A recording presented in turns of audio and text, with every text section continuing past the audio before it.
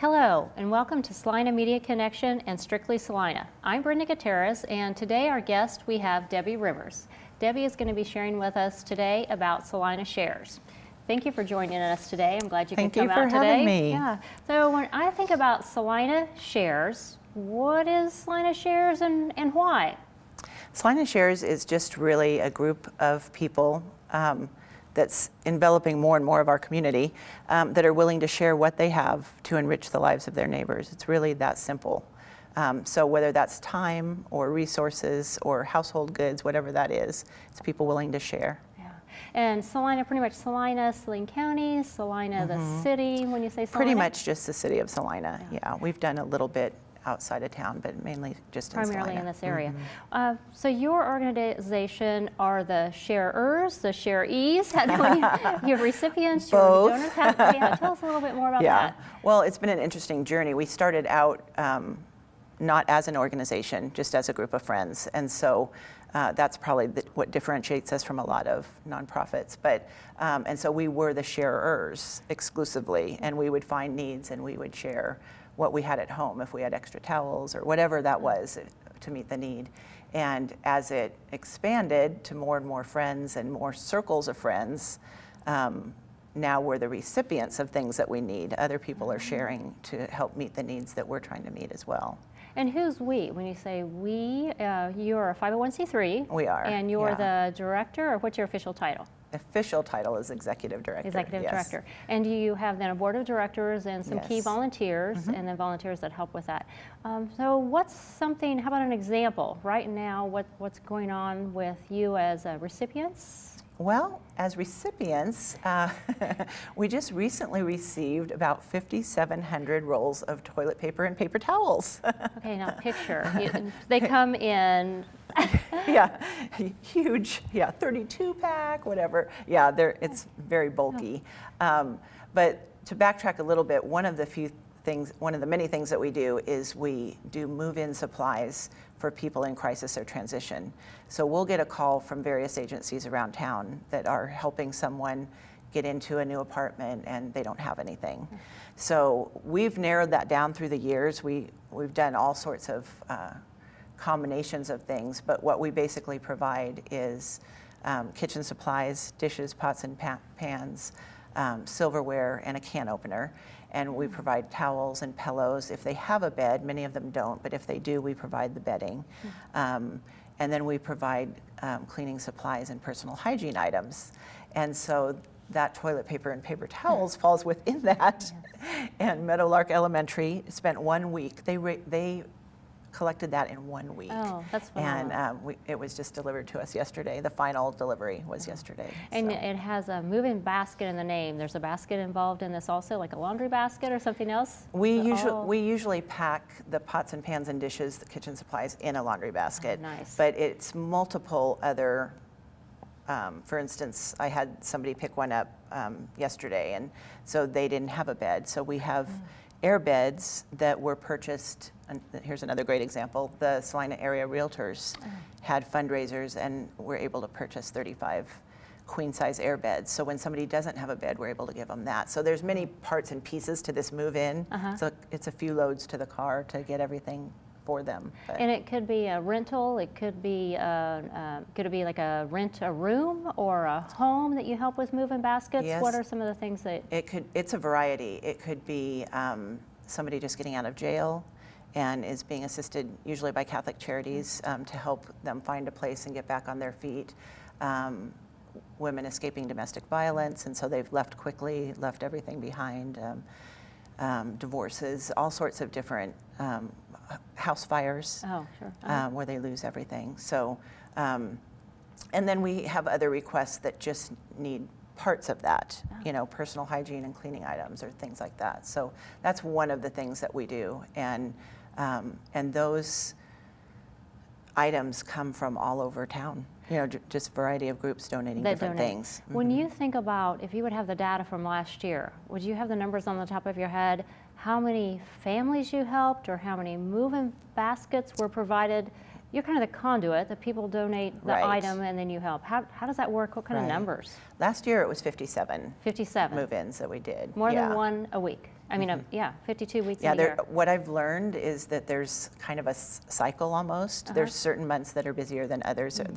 I can go a couple, 3 weeks with nothing, and then there's a whole lot. But I do know those stats just because I collected them at the end of the year. 57 move-ins last year. Now, in addition to the, say, toilet paper and paper towels, what are some other things? If someone wanted to collect and help you, like the realtors helped, the school helped, what are some other things? Are they cyclical or ongoing? They are. There's, of course, always greater needs at back to school time and Christmas time. Those are the 2 times of year that are really tough for families in general. Yes, when you have other expenses. Yes, but especially families that are struggling. Those are the 2 items, the 2 times a year that we really see, greatly accelerated needs. But yeah, those household supplies, personal hygiene items, feminine hygiene products, those aren't included if families are on the SNAP card. They cannot buy personal hygiene or cleaning supplies with those. So that's one we always ask for. It's one of those things, that is expensive. And then we don't necessarily address the back to school issue because there's so many churches and organizations in town that help with that.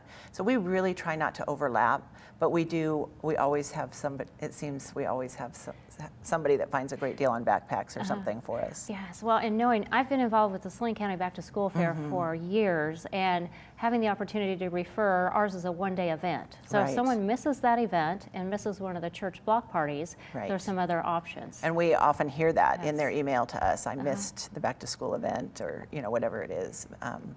So yeah, we can come in and supplement there. Well, when you think about Salina Shares and how you've evolved, what would you say is one of your biggest obstacles with Salina Shares, and how did you overcome that obstacle? For a long time, probably our biggest obstacle was not having a physical location, not having a building. We worked out of my home and a storage unit up until September 2019. Just recently. So we just got into recent. a building. Congratulations. Yes. Thank you. We're not completely even in yet, but that was probably a challenge in a lot of ways, how to organize a storage unit so that you can access those things, and where do people drop off. I had to deliver everything because there was no place for them to come pick it up. And same with dropping off donations for Salina Shares. And so there were some businesses in town that were very gracious and let people drop stuff off there. Then they'd call me and I'd go get it. And that was probably the biggest challenge. And how we overcame it, we just kept doing what we were doing. You know what I mean? We didn't let it stop us, I guess. Yeah. You and your volunteers, your board, had a passion for the cause, for what you're doing. Wow, and overcame that. Yeah. Now, do you have kind of, office hours, or people call you, email? How do I find out if I want to donate, or if I found out about a family that needs help? How does someone reach you? Right now, we're basically there from 9 to 5. We are wanting to kind of change those hours once we are officially in and open to the public, to make it more accessible for people who work to drop off or pick up. Right now, if you work till 5, then you miss us. And so, but as far as contacting us, most people do it through email. We're salinashares@gmail.com. Or our phone number, our office phone number. Would you share that number with us a couple of times very slowly? Sure. It is area code 785, and then it's 452-2929. Right, and that's Salina Shares. Salina Shares, yes. So, and the physical address of the is 155 South 5th Street. The physical address is not up yet. That's one of our last things. So it'll be there, right? It will be there, yes. Yeah, so if someone wants to get involved, they should email you, Email call is you. best, Email is yes. best, okay. Yeah. And you have a website, and there are We a lot do. of other things. Could you share 2 or 3 other things you do, such as Laundry Love, some of the other things that are outreach that you do before we have to wrap up? I think Laundry Love is probably the main thing that people knew us for. It's our most public thing. And so we're in each of the laundromats once a month and we'll pay for up to 5 loads of laundry at Nice. the laundromat. So happens to be tonight from 6 to 9 at Speedy Wash, and there we'll just pay for 2 because it's such a tiny laundromat, just to meet as many needs as we can. Yeah. Well, thank you so much for Thank sharing, you. Debbie. Oh, we're so Thanks glad. for having me. And the new location, we'll be watching for more on that. And if anybody Yes. wants to get involved, the website, would you share the website again for us? Yes, it's just salinashares.com. Very good. Well, we want to thank everyone for tuning in. That's all that we have for today. Thank you for joining Strictly Salina. I'm Brenda Gutierrez, and this is Debbie Rivers with Salina Shares.